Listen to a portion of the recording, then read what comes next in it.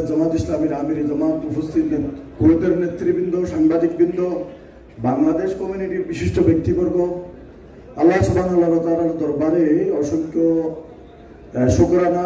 আলহামদুলিল্লাহ আমরা একত্রিত হতে পেরেছি অনেক কষ্টের বিনিময়ে।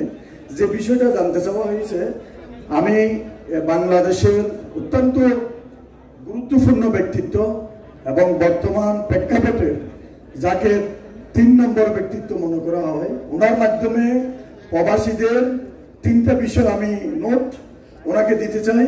প্রথম বিষয়টা হচ্ছে দীর্ঘদিন ধরে কুয়েতে বাংলাদেশিদের ভিসা বের করা, এটা একটি বিশাল বিষয় আছে। আমি মহতরম ডাক্তার শফিকুর রহমানের দৃষ্টি আকর্ষণ করব, সেটি হচ্ছে একটা ভিসা বের করতে হলে বাংলাদেশের বেলায় বিশেষ অনুমতি নিতে হয়।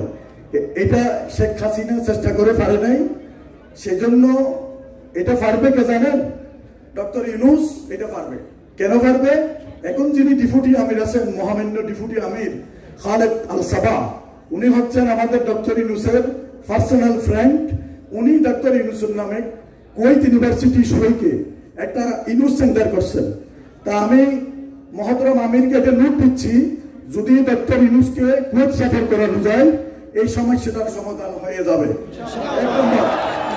2 নম্বর, আমি মহতরমের কাছে প্রশ্ন রাখতে চাই, আপনি 3 দিন ধরে যে আলোচনা রেখেছেন, আপনি রেমিটেন্স যোদ্ধাদেরকে বলেছেন আপনারা দেশের সূর্য সন্তান। আপনি স্বরাষ্ট্র মন্ত্রণালয়কে একটু জিজ্ঞেস করবেন, এই দেশের এমবেসি, কাতারের এমবেসি, মধ্যপ্রাচ্যের এমবেসি, মালয়েশিয়ার এমবেসি, তারা প্রবাসীদের কোনো খবর রাখে কিনা।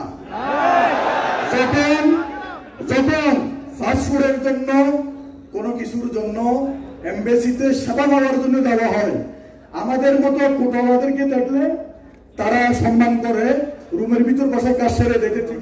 কিন্তু এই যে প্রবাসীরা আছে তাদের সেবার মান এটা ভাষায় প্রকাশ করা যাবে না। একটা ফাস্টফুড নেতে সার্ভিস কেন রাখবে, এটা আমি আপনাকে নোটে দিলাম। বিষয়টা স্বরাষ্ট্র উপদেষ্টা তহিদের সাথে আলাপ করার জন্য আমি আহ্বান রেখে বক্তৃতা শেষ করছি। আসসালামু আলাইকুম ওয়া রাহমাতুল্লাহ।